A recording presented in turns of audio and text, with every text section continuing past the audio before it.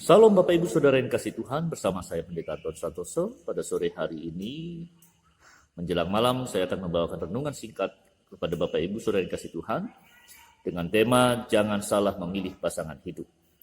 Di dalam kitab 1 Samuel pasal 25 ayat yang kedua dan ketiga, di sana dikatakan demikian firman Tuhan.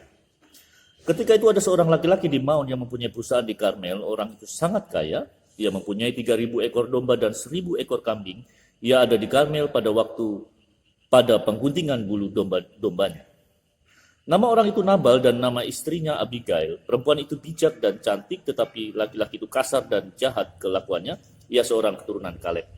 Bapak Ibu Saudara yang kasih Tuhan, betapa tragisnya hidup seorang Abigail ketika dia menjadi seorang istri dari seorang yang bernama Nabal.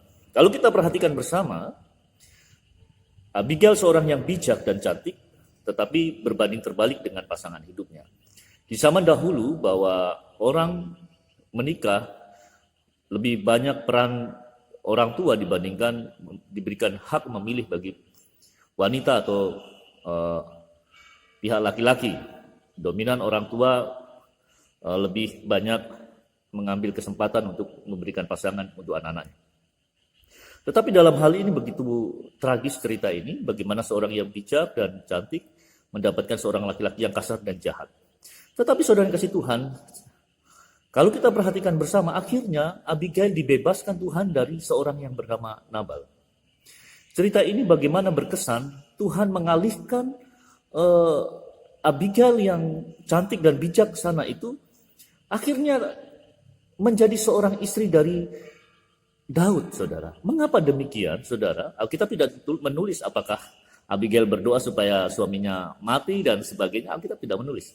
Tetapi bagaimana Tuhan menghargai seorang wanita yang masih tetap setia walaupun dia hidup dengan seorang yang jahat dan seorang yang bebal dikatakan di sana juga. Seorang yang kasar. Bapak Ibu Saudara yang kasih Tuhan, apa upah dari kebijaksanaan dan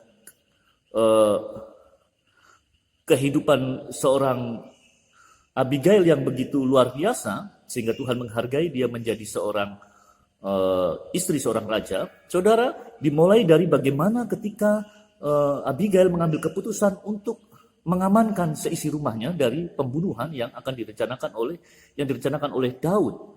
Dan dengan segala kerendahan hati, Abigail mengambil keputusan untuk segera mengantarkan bekal makanan bagi Daud yang pada saat itu telah menjadi marah dan mengambil keputusan untuk membunuh semua orang yang ada di keluarga Nabal.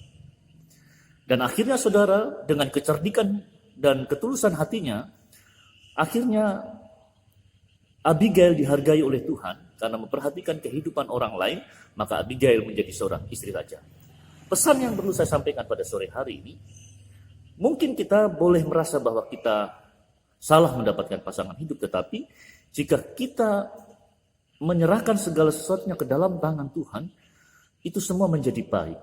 Dalam hal ini Nabal mati, namun mungkin dalam kehidupan saudara, suami istri Anda tidak harus mati, tetapi mengalami pengubahan dari Tuhan, sehingga saudara terbebas dari segala kejahatan dan kekasaran yang dimiliki pasangan saudara. Tetaplah berdoa dan jangan inginkan yang jahat bagi pasangan saudara.